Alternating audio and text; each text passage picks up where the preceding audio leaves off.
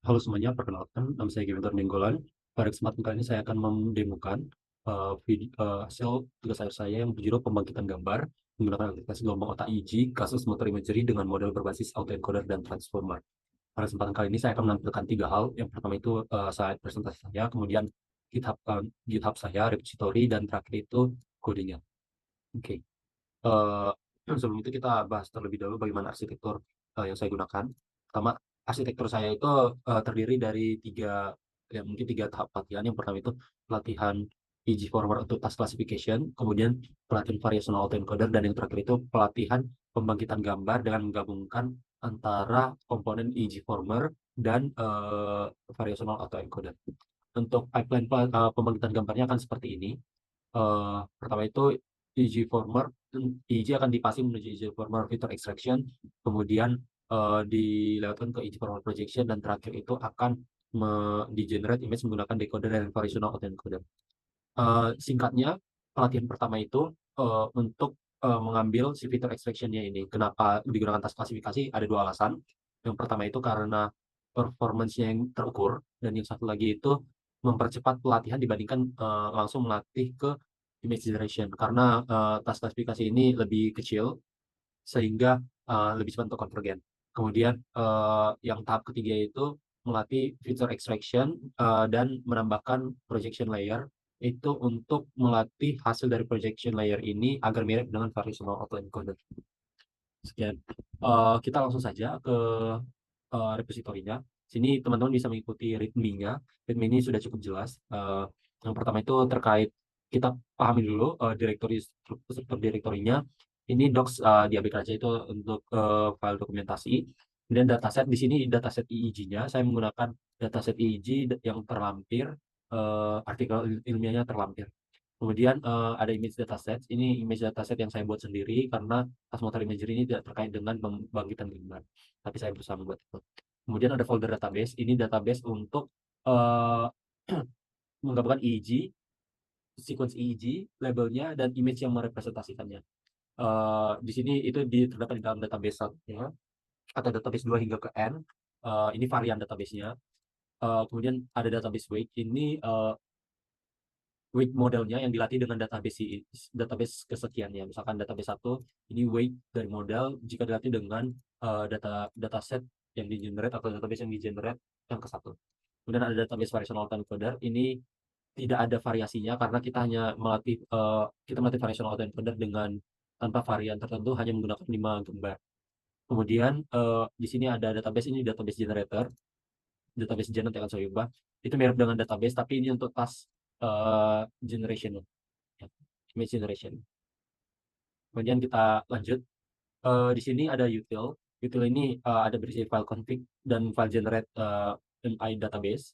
Jadi file config ini kita akan melakukan pelatihan, dan semua konfigurasi pelatihan akan diletakkan di sini. Kemudian generate MI database ini untuk mengenerate si folder database 1, database 2, 3 hingga ke N pada folder database yang ini. Oke. Kita masuk aja ke dataset preparation. Jadi image dataset ini untuk image dataset udah ada di folder ini karena ukurannya yang relatif kecil, jadi saya tidak perlu kompres. Dan selanjutnya untuk processing datasetnya, untuk download EG datasetnya itu silakan cek di readme dataset, itu ada di sini di folder dataset. Di sini dijelaskan kalau teman-teman ingin download langsung itu uh, bisa ke link link yang ini langsung, link dataset aslinya, atau teman-teman bisa langsung running ini file crawl.py. Jadi file crawl.py ini sudah saya buatkan, abaikan aja yang lainnya. File crawl.py ini kita buka dulunya. Jika di running, eh, jika di running itu akan berisi terkait download datanya. Jadi semua data yang di sini, baik ini data file.net-nya ini akan download. Itu ada sekitar 75 data set, 75 record. Jadi silakan jalankan aja Python 3 Python 3 spasi crawl.py. Itu untuk datasetnya, untuk download datasetnya. Kemudian kita langsung masuk ke processing dataset. Ini processing dataset seperti yang saya sampaikan tadi akan dilakukan di configuration file. Sebagai contoh, uh, kita buka configuration file. Ini mulai dari batch size, semua saya akan baca di README. Singkatnya itu kita akan generate database ini menggunakan folder sini, akan di-generate di folder ini. Ini saya representasikan sebagai 21 kanal yang digunakan, 21 kanal IJ yang digunakan, 5 state ini artinya 5 kelas. Kemudian 120 DP ini 120 data point yang akan saya gunakan. Itu sekitar 600 millisecond dari ya dari 200 Hz. Kemudian ini stepnya, teman-teman untuk augmentasi datanya bisa gunakan satu step, dua step, hingga bebas berapapun. Kemudian ya ini channel ordernya, selected channelnya, all time 21 channel, silakan copy paste channel order ke sini. Kalau selected channelnya ingin diganti, misal ambil beberapa channel tertentu, tinggal masukkan aja channel mana yang ingin diambil. C3, C4, CZ kah, atau gimana. Ini sesuai dengan urutan. Jadi kalau teman-teman mau buat C3, CZ, C4, tuliskan demikian. Sequence lainnya ini mengikutkan yang ini, harus sama. Sliding stepnya juga. Nah, untuk ini terkait dengan uh, untuk generate database tadi. Jadi sebenarnya ini juga perlu diperhatikan ketika menjalankan uh, oh ya, untuk mengenerate database nanti. Oke. Itu untuk konfigurasinya dan bagaimana untuk generate database-nya. Generate database, teman-teman bisa buka generate MI dataset ini. Uh, ini untuk generate database, sebenarnya bukan dataset. Jadi teman-teman silakan running aja. Konfigurasi udah dilakukan semua di config.py. Nanti akan dihasilkan, sebagai contoh akan dihasilkan di sini database, misalkan 21 channel yang 15 yang 50 step. 50 step tanpa tulisan wait. Nanti ada folder EG test, ada EG train, ada image test, ada image train, ada runs ini untuk recordingnya, tapi ini sejauh ini belum saya gunakan. Kemudian label EG test sama label EG train. Yang EG ini artinya filenya itu file EG-nya dalam bentuk numpy, train juga, image ini dalam bentuk numpy juga, dan labelnya juga dalam bentuk numpy. Itu untuk generate database-nya. Kita langsung aja. Selanjutnya, ini konfigurasi sudah saya jelaskan. Nah, ini konfigurasi terkait secara global, atau kalau dispesifikkan untuk klasifikasi saja sebenarnya. Nanti kita akan coba. Di sini ada beberapa file yang lain. Kita buka ini aja. Ada beberapa file yang lain, seperti file model. Di sini ada dua model dasar. Yang pertama itu model untuk klasifikasi dan model untuk variational encoder seperti yang saya jelaskan sebelumnya. Nah, kemudian ada file class dataset. Di sini ada EG dataset dan EG image dataset. Saya menggunakan EG dataset ini sebenarnya untuk task klasifikasi aja supaya load datanya itu nggak lambat karena menambahkan load image-nya. Jadi EG datasetnya untuk trainer classification aja. Dengan EG image dataset nanti digunakan ketika melakukan pelatihan image generation. Kemudian ini ada trainernya. Di sini ada yang presetted, train.py tidak digunakan lagi, dan kemudian ini juga trainer classify ini juga tidak saya gunakan. Nanti ada nama file trainer gen, trainer EG former gen. Jadi ada 3 file itu. Classification untuk task klasifikasi yang seperti saya jelaskan di arsitektur sebelumnya. Kemudian trainer file ini untuk melatih variational encoder, dan nanti trainer EG former gen itu untuk melatih EG former untuk task image generation. Oke. Silakan. Mungkin untuk kita mulai aja trainingnya. Trainingnya itu di sini bisa teman-teman lihat, saya menggunakan multi GPU. Jadi cara trainingnya seperti ini. Nanti udah visible device ingin menggunakan GPU nomor berapa aja. Kemudian silakan masukkan nama filenya seperti trainer classification.py, number of epoch-nya, dan save state every sekian. Jadi berapa weight yang ingin di save itu ketika epoch kelipatan keberapa. Sebagai contoh ini trainer classification.py menggunakan GPU 0123, kemudian 200 saya melatih dengan 200 epoch dan menggunakan save weight-nya itu setiap satu epoch. Mari kita coba. Mungkin kita coba dulu konfigurasi saya train dengan yang 50 step. 50 step. Karena ini lumayan ringan, augmentasi data itu terlalu banyak.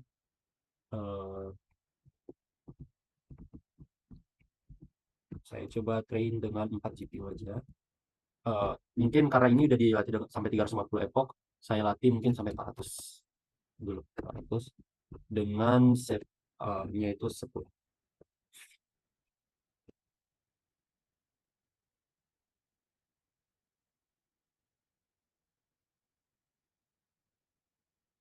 Ya, dapat dilihat ini trainingnya udah berjalan dengan 4 GPU dan ini sudah di load. Saya sudah melakukan pelatihan hingga 350 epoch, dan ya akan melanjutkan dari step tersebut. Oke, kita cancel aja. Nanti hasilnya akan teman-teman lihat di bagian database. Yang tadi 21 channel, 5 step, augmentasi 50 step yang ini. Ini yang tadi database yang kita gunakan, dan weight-nya akan terlihat seperti ini. Ini saya save setiap 50 epoch. Jadi ini 350 yang mulai tadi. Dan dia akan menggunakan yang paling terakhir, yaitu 350. Oke. Itu untuk pelatihan. eh, Latihan klasifikasinya. Untuk pelatihan variational autoencoder, teman-teman bisa membuka trainer variational autoencoder. Ini karena relatif ringan, teman-teman gak usah gunakan multi GPU, bisa gunakan satu GPU aja. Sebagai contoh, misalkan database file eh, ini di generate ketika kita running trainer file kita gunakan misalkan 400 dengan ya boleh satu device saja.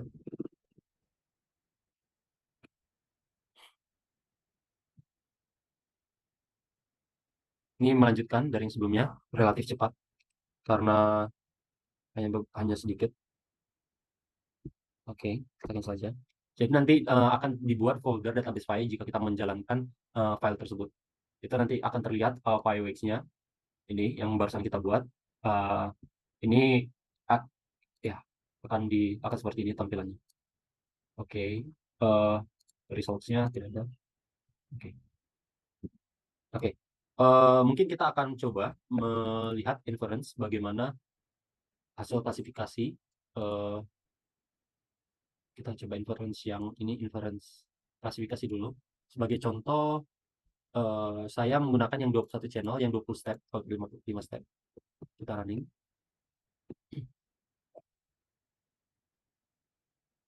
Ini yang classification modulnya. Oke. Kita sampling satu data. Dan ya, ini contoh hasil klasifikasinya. Teman-teman bisa coba ini membuka file inference.ipynb. Silakan ulik bagaimana cara menggunakan model klasifikasinya lewat sini. Atau teman-teman juga bisa buka uh, trainer klasifikasinya dan pelajari bagian ini bagian trainer ya. Jadi teman-teman mungkin ini sedikit membingungkan karena ada DDP untuk distribution trainingnya menggunakan beberapa GPU sekaligus, tapi basicnya akan terlihat ketika teman-teman melihat bagian trainnya.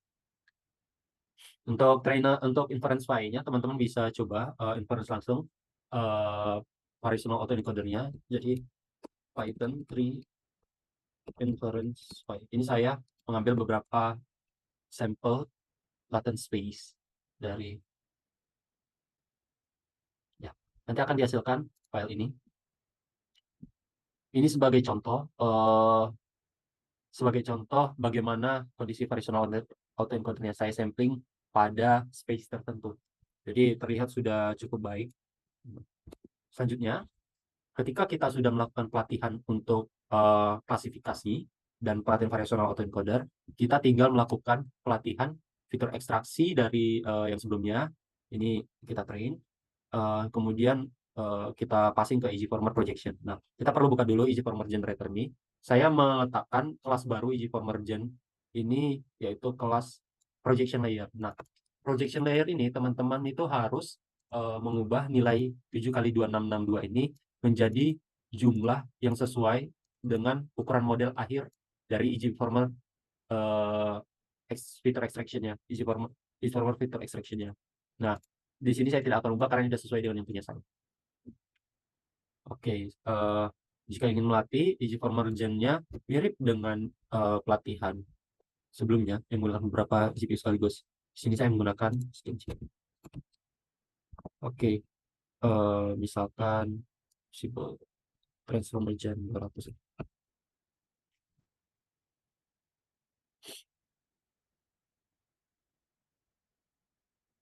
Ya, ini di load dengan model terbaru.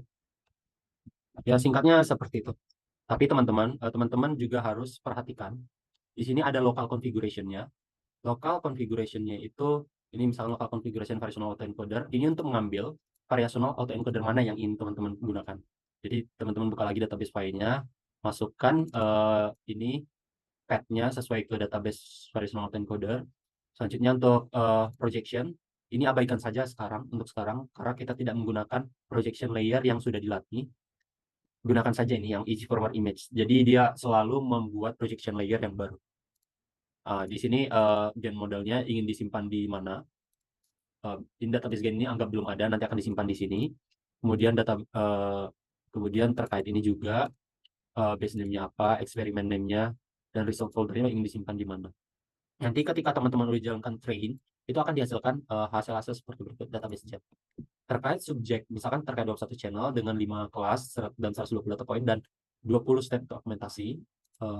Ini teman-teman bisa buka di bagian result, kan, bagian gen weight.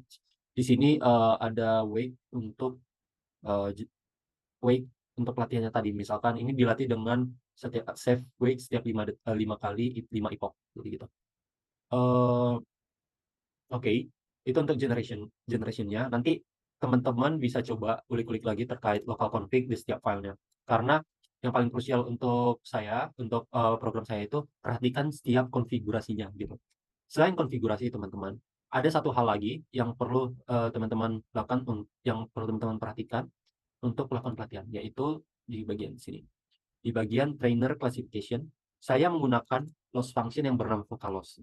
Vocaloss itu memberikan bobot untuk tiap kelasnya. Jadi teman-teman silakan ubah hyperparameter ini gamma maupun weights-nya untuk tiap kelas. Misalkan nih weights untuk tiap kelas itu kelas pertama 2,2, weights kelas kedua itu 2, weights ketiga itu 4,2, dan weights ya, dan seterusnya.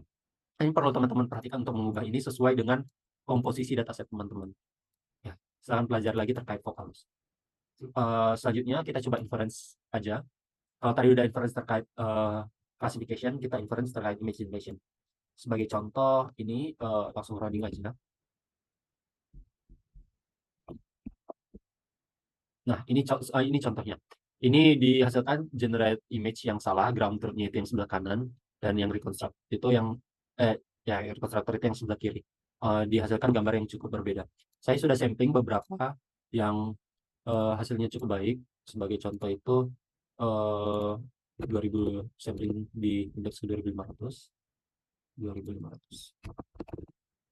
Kita coba roll.